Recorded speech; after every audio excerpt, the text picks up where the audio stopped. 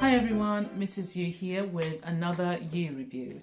Today I'm going to be looking at this geometric concrete planter making kit.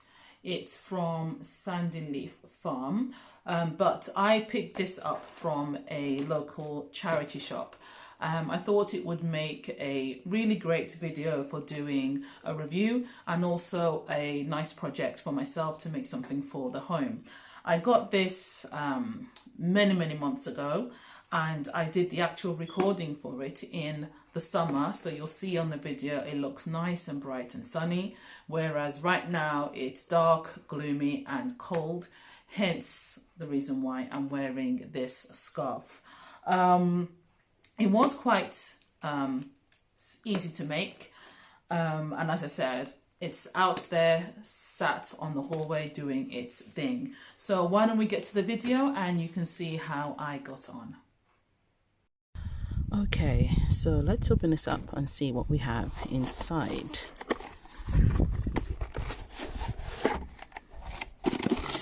Alright. So we've got the, I'm guessing this is the clay or the powder for the concrete. We have a fine sander. We have a stirring stick. From the instructions, I believe these to be the gloves, and we have an inner and outer mold. All right, so that's the name of the company, Sandy Leaf Farm, and these are the instructions. Seems very simple and straightforward. So first of all, lay down some newspaper. So we don't need to do that. I'm using this table that we use for our barbecue stuff, which I'll clean up later. Pour 80 ml of water into one of the planter molds. Okay, I need to get some water.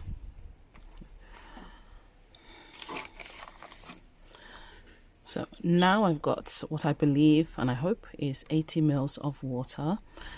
I didn't have anything that I could use to specifically measure it out. Just had to use a spray bottle, measure that to 100, and then use a set of scales I have to try and get it to 80, but my scales are a bit funny. As you're using it, the numbers jump around, so I had to use the spray bottle just to get an estimate if the scales were right. But anyway, so we've got the 80 ml of water in one of the planter molds. While stirring with the spoon provided, slowly add both bags of concrete. Okay, well, okay, excuse the barking. Well, hold on.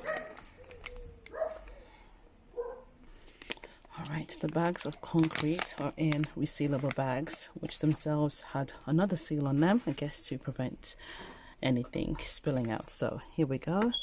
Stir whilst adding both bags of concrete. I hope you're seeing this. The way I've got my phone set up, it's difficult to see what you can see because of the stand that we're using, or I'm using. Oh, there's powder going everywhere. It's a good idea I came outside. Right, yeah, the old camera stand that we used to have. Wow, that's just not mixing it at all. Well, this spoon is just, I don't know, is it the heat? Well, okay, let me get this a bit closer to myself so I can mix this better. Okay, I've had to add some more water because this was just way too thick. I used a little of the remainder of the 100 ml that I had measured out. Seems a lot better now. This stirring stick isn't, I would say, isn't the best. It's not as sturdy as it could be. Oops. It says to keep mixing until smooth. I hope you can see.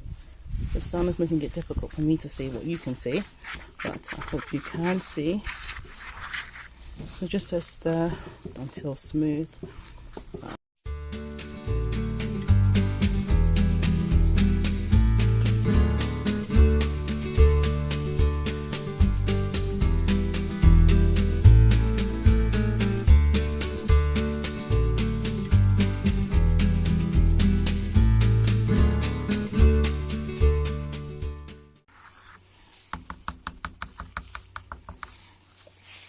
Alright, so that goes in there. Next, so next, place the second mold into the center and push down, but don't push to the bottom. Right, so let's line this up, and it says push down. So I'm pushing, and I'm pushing, and I'm pushing. It's starting to come out along the edges a bit, which is understandable. So it's hard to know with this whether or not you have it straight, and it's starting to come over the edge. I don't want to go too far down. I think that's as far as I will go. And then again, apologies if things are dark. I'll use this stirrer just to try and smoothen out the outside edge a bit.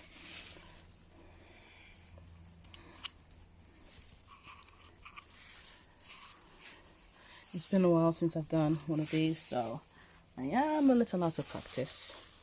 But yeah, it's difficult to see if this is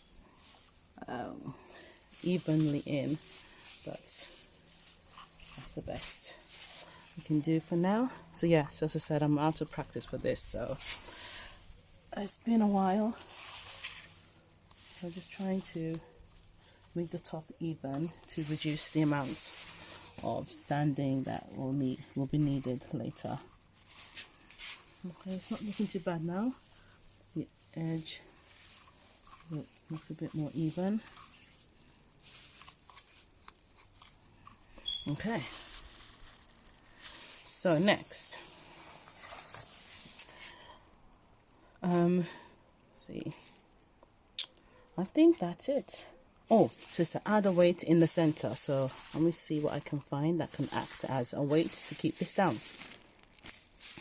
So I have a weight. It's one of the decorative pots from my plant. I've taken this from my Raven ZZ cuttings. There's some stones there because it's a small nursery pot that goes inside this, so that should be weighty enough. And that's it. Very straightforward. I won't leave this here. I don't know if being right out in the sun will affect it in any way. It just says here to leave to set for 24 hours or until the concrete has completely hardened. As you can see, there are some air pockets inside, but it came with this sanding, this fine sander here, so that will just be used on the inside to sand it. I haven't tried to take off the main body yet, so what I will do, I'll put it upside down and try and take it off this way. Let's see how that goes. Okay, came off quite easily. And now looking at it from the inside, I get the feeling that I could have gone a bit deeper, because it feels like there's about, maybe it's about that thick. So I might have been able to go in a bit deeper, but that's not a problem. I've decided I'm not going to, in the actual box, you see here they've put the growing medium directly into this planter, but I'm not going to do that. I'm not sure, well it should be, but I'm not 100% sure how water resistance this is, whether or not if I put water in it, how much of that could end up soaking through. So what I will do is just use this just to hold a nursery pot or a decorative pot, or use it for something else. So I guess the next stage now would just be to do the sanding. So I'll just do a bit of that. You can watch a bit if you want, and I'll just forward through some of it.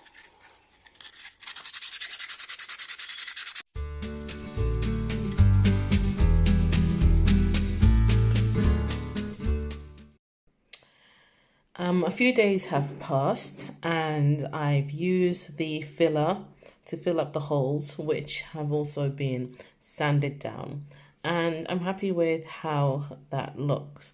So I'm going to go and paint this now. I did consider using Posca pens, but that would have taken too long. But I've got some gouache and I'm hoping that would work on this. I've mixed up a blue and a white to get a light blue color, and yeah, I'm gonna go ahead and paint the inside, and then maybe do this edge here as well. Right, I'm outside now. Apologies if there's lots of noise in the background. Earlier there was someone in one of the back gardens who was hammering, and there's some local council workers mowing parts of the pavement. So yeah, apologies for any noise, but let's get started. So okay. So as I said, I mixed together the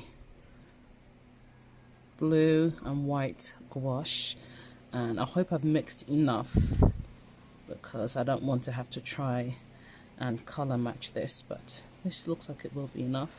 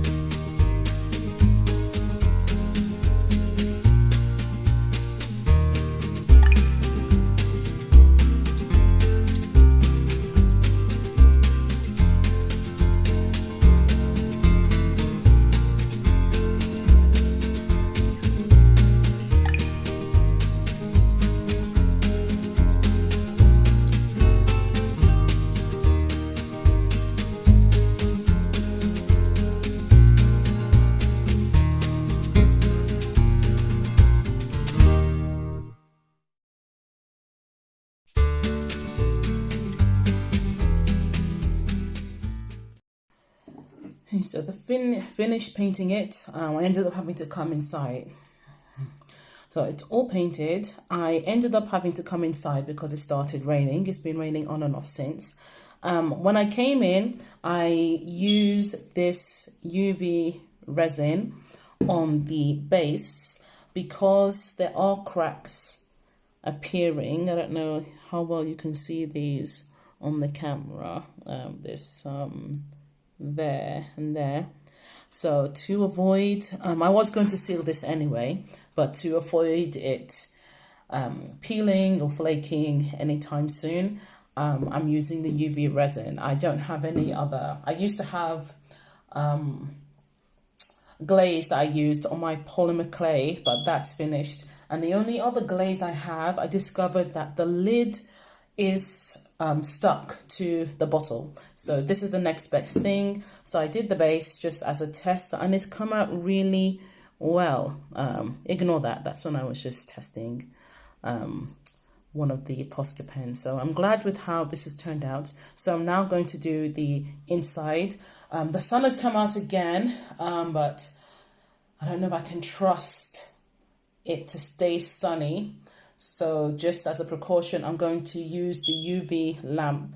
So I'm going to do this and then go and pick Little Miss up from school. So I'll leave it under the UV lamp and just set the timer on there. So let's get this done. The triple otters may be coming home soon, so I want to try and get this finished before they come.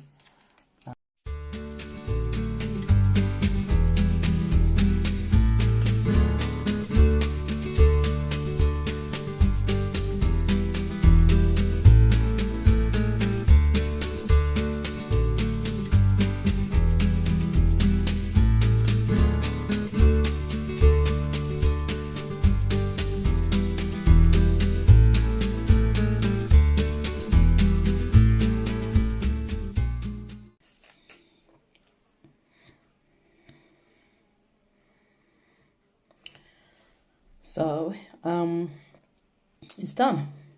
Now it's time to put this under the UV light. I think I have, okay, well, I've got about 10 minutes or so, maybe even just under, actually just over 15 minutes before I have to get Little Miss from school. So as I'm here, I think I will just put this out in the sun, and then when I'm leaving, I'll then put it under the UV light. So here it is, out in the glorious sunshine, getting nice and set. The bottle says in the sun, if it's really sunny, it should take a few seconds. I think it was up to 90 seconds. So I will check back in about 2 or 3 minutes to see if it's ready. So that was the video, and here is the finished pot. So all glazed, all dried up and ready to go. You can see here where it has been sanded unevenly, but I don't mind. I think it makes it look more homemade, and I do think things look better when they are handmade. It is, as I said at the beginning, set out in the hallway on the side table, being used as a pot for keys and bits and bobs, which I wouldn't really recommend because it has gathered up some dust, so I did have to give it a wipe. I'm not sure if I would be able to make another one with the molds and everything that's there. It's a possibility, but then I would have to get the same type of concrete, I think.